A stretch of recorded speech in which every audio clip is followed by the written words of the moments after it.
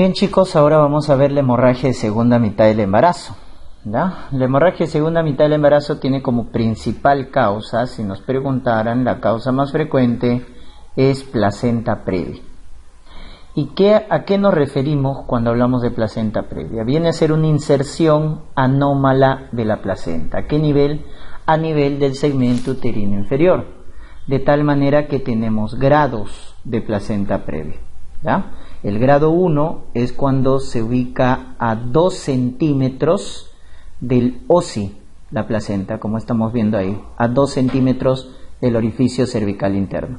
Cuando se ubica, y esa recibe el nombre de inserción baja, ¿ya? Placenta de inserción baja, cuando está a 2 centímetros, grado 1.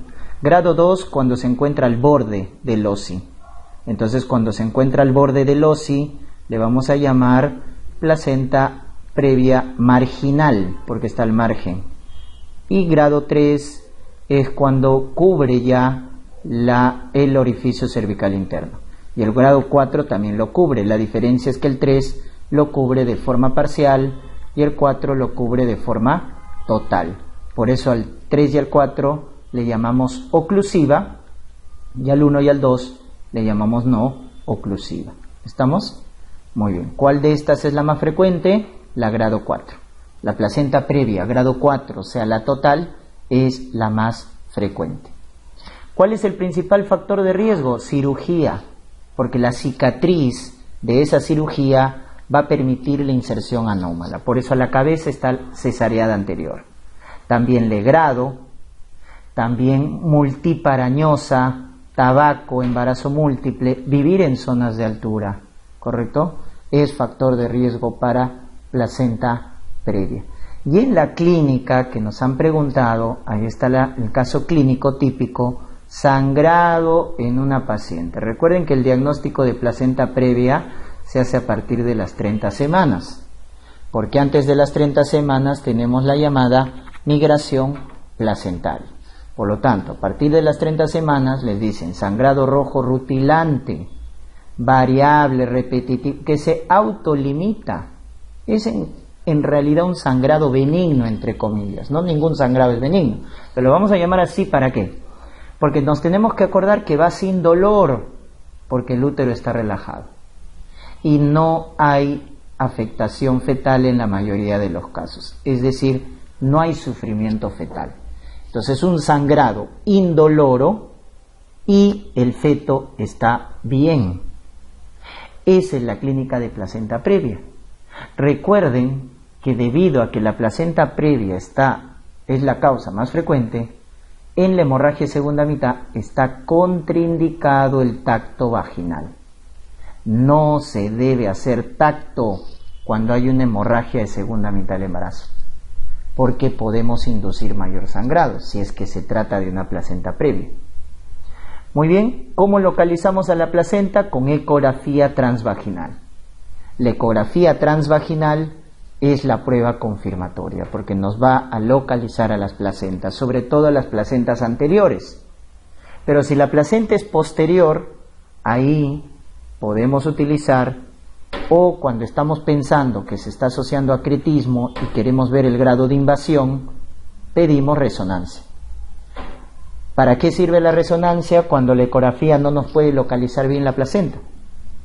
Y eso puede pasar cuando la placenta tiene posición posterior. Muy bien, complicaciones, ¿correcto? En la mamá puede haber shock, lo cual es raro. Se asocia con acretismo placentario. Se asocia, ¿estamos? Entonces, cuando tú tienes una gestante con placenta previa y esta placenta previa va asociado con antecedente de cirugía uterina, que puede ser cesárea, legrados, miomectomía, etc. Doctores, cuando tú tengas este contexto, gestante con placenta previa que tiene antecedente quirúrgico, debes buscar acretismo placentario. Esa es la conclusión. Debes buscar acretismo placentario. ¿Estamos? Muy bien. También produce ruptura de membranas. Con eso se complica. Se asocia con acretismo y provoca o produce ruptura de membranas cuando sangra. Complicaciones perinatales la prematuridad, ¿ya? La prematuridad, o el RCU, ¿ya? Prematuridad o RCU. Muy bien, por lo tanto, ¿ya? Por lo tanto, el tratamiento de la placenta previa es que si en caso está sangrando, hay que hospitalizarla, estabilizarla, porque generalmente el sangrado se autolimita. En caso de que esté a término, entonces, si está a término y es oclusiva, cesárea. Cesárea. Si es no oclusiva, pero está estable, podemos darle chance vaginal. Si está inestable, no. Si está inestable, cesárea. Si está sangrando, ¿no? Sangrado profuso, hay que hacerle cesárea. Pero si está estable, chance vaginal en las no oclusivas. ¿Quiénes eran las no oclusivas? La de inserción baja y la de marginal. Segundo diagnóstico, doctores, vasa previa. ¿A qué se refiere la vasa previa? Cuando los vasos fetales están cerca al orificio cervical interno. O sea, acá hablamos de una inserción anómala de los vasos fetales. Por eso, ¿quién es el factor de riesgo? Inserción velamentosa del cordón umbilical. Ese es el factor de riesgo. Inserción velamentosa del cordón umbilical. Placenta con lóbulo accesorio. ¿Cómo se llama la placenta con lóbulo accesorio? Subcentureata. La placenta previa y el embarazo múltiple, ¿correcto? Son factores de riesgo. Esta es una hemorragia fetal, doctores. La placenta previa es un sangrado materno, porque sangra la parte materna, que es la decidua de la placenta. Pero la vasa previa es sangrado fetal, ojo. ¿Y cuándo vas a hacer diagnóstico de vasa previa en la clínica? Cuando tienes una gestante que está en trabajo de parto y en pleno trabajo de parto le rompemos las membranas. Hacemos amniotomía, amniorexis para favorecer el parto, pero posterior a la ruptura de membranas, ¿qué aparece? Hemorragia y sufrimiento fetal agudo. Cuando te den ese caso clínico de gestante en trabajo de parto a la cual se le rompe membranas y posterior al sangrado aparece hemorragia y bradicardia fetal, DIP2, que son las de la desaceleración tardía que indicaba hipoxia, debemos descartar rotura de vasa previa. ¿Con qué confirmamos? Doppler color, ¿no es cierto?, a partir de las 18 semanas, pero ya cuando hacemos el diagnóstico, obviamente, como hay sufrimiento fetal, la conducta es cesárea de emergencia. Cesárea de emergencia. Esta es la hemorragia fetal, acuérdense. Luego tenemos la que sí va con ciertas complicaciones graves. Las dos hemorragias que sí llegan a complicarse de forma grave es el desprendimiento prematuro de placenta, también llamado abrupto placentario, o la rotura uterina. En el caso del desprendimiento prematuro de placenta, el factor de riesgo más frecuente o la causa más frecuente es idiopático. Pero si me preguntan cuál es el factor de riesgo que se identifica en la mayoría de los casos, los estados hipertensivos. En este caso, la preeclampsia, ¿correcto? También se asocia con la multiparidad añosa, mujer adulta mayor con múltiples partos, igual que placenta previa, multípara añosa.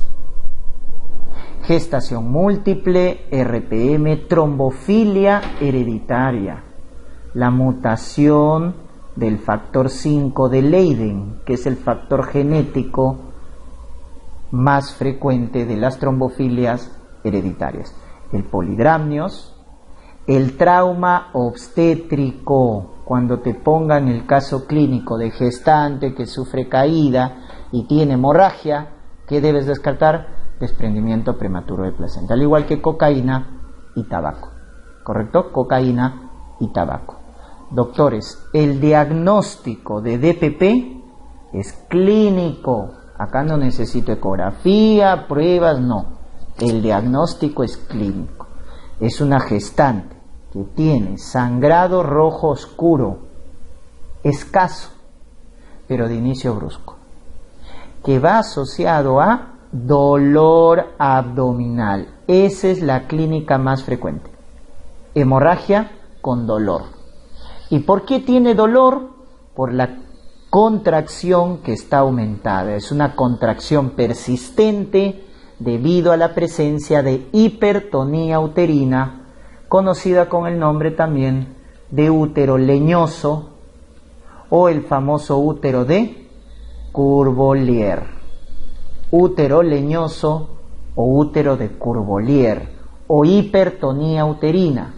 Ese es el dato específico de DPP, doctores. Si nos dicen hipertonía uterina, útero leñoso, útero de Courvoisier, ese es desprendimiento prematuro de placenta, ¿ya? Pero la clínica más frecuente es sangrado con dolor. Luego ya se produce sufrimiento fetal. Por eso la triada es hemorragia con dolor con sufrimiento fetal.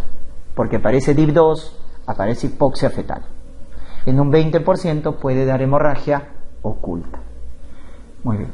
Hay grados de desprendimiento prematuro de placenta, ¿ya? Se llama grados de Sher, doctores. Grados de Sher.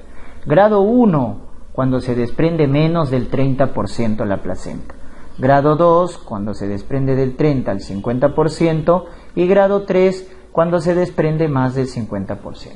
¿Ya? En el grado 1, ¿qué hay? Hemorragia más dolor. En el grado 2, se suma sufrimiento fetal agudo. Y en el grado 3, doctores, aparece la complicación más grave para el feto, que es óbito. Y para la mamá, coagulación intravascular diseminada. En el grado 3 aparecen las complicaciones más graves, ¿ya? En el grado 3. Esa es la clasificación o grados de DPP. Cuando te pregunten cuál es la causa más frecuente de SIT en el embarazo, es el desprendimiento prematuro de placenta. DPP es la causa más frecuente de SIT en la gestante, que lo vamos a confirmar porque se altera todo el perfil de coagulación. Se altera el tiempo de sangría, el tiempo de protrombina, el tiempo de tromboplastina activada, se consumen las plaquetas, pero el criterio cardinal, acuérdate, es disminución de fibrinógeno. Recuerden que en la gestante, fisiológicamente hemos visto en la primera clase, en cambios, que hay un estado protrombótico. ¿Y quién aumenta? El fibrinógeno. Entonces, cuando hay SIT, se consume el fibrinógeno. Entonces aparece una hipofibrinogenia. Eso confirma el SIT, ¿ya? Muy bien. Entonces la complicación más grave en la mamá, SIT.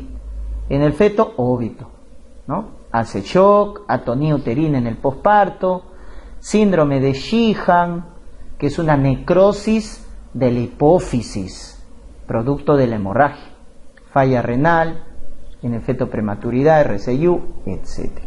¿Ya? Tratamiento cesárea de emergencia, porque va con sufrimiento fetal. Muy bien, si ya se murió el feto, ya no, se hace inducción del trabajo de parto. Si hay óbito, inducción del trabajo de parto. Muy bien. Y el último es la rotura uterina. Doctores, la causa más frecuente de rotura uterina es la rotura de la cicatriz de una cesárea.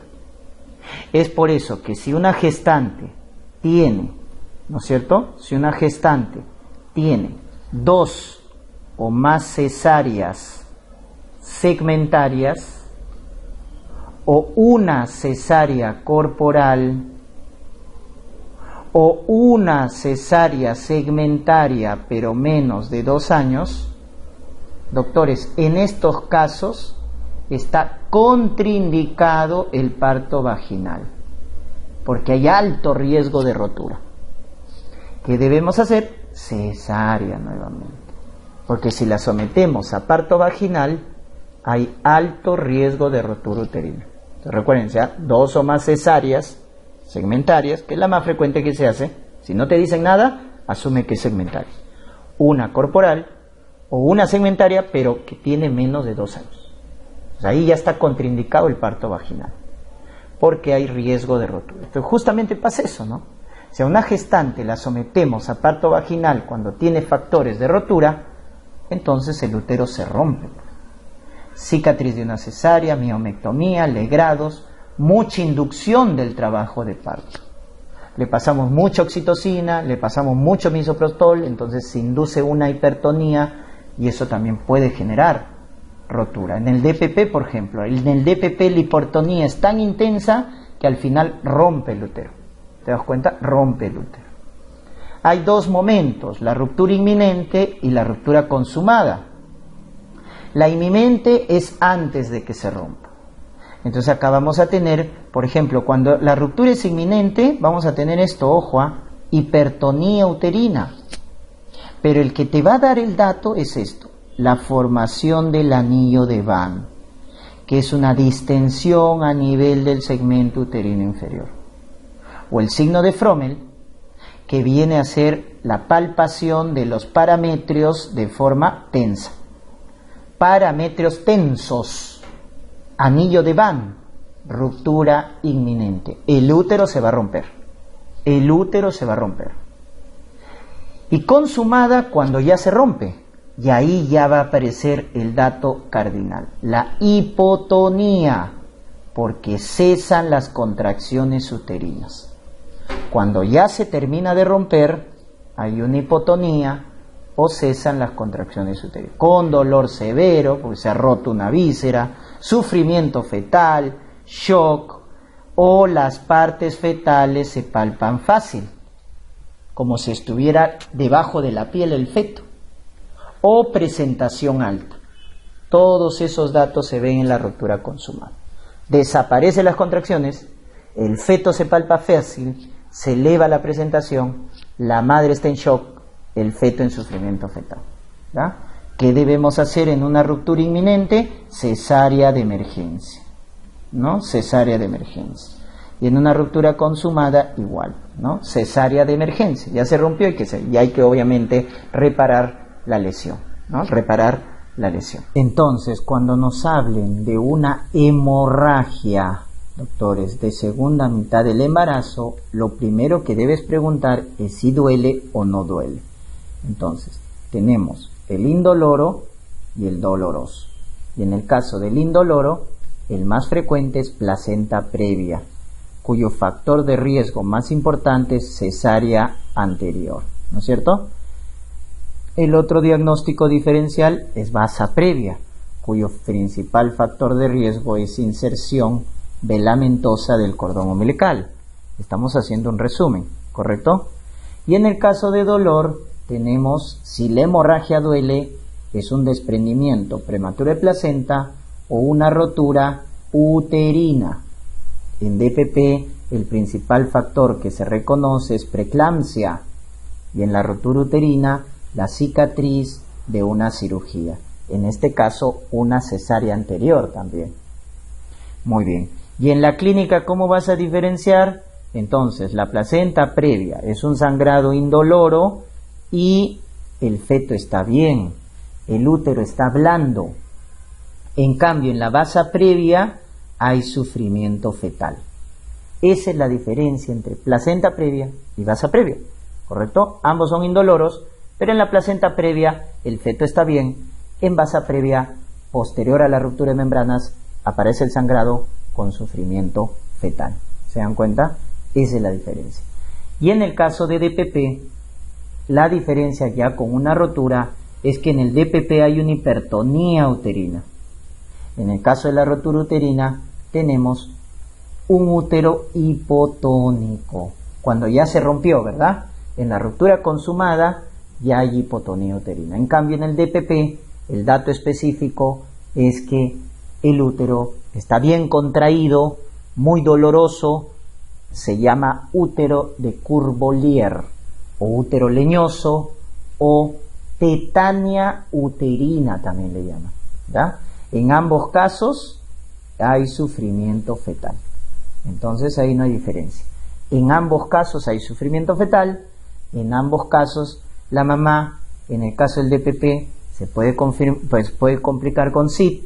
Dicho sea de paso, la coagulación intravascular diseminada tiene como principal causa DPP, y en el caso de rotura uterina, el sangrado es severo y la mamá se complica con un shock hipovolémico, ¿ya? Ese es el algoritmo para que rápidamente reconozcas las principales causas de hemorragia de segunda mitad del embarazo. ¿De, doctores?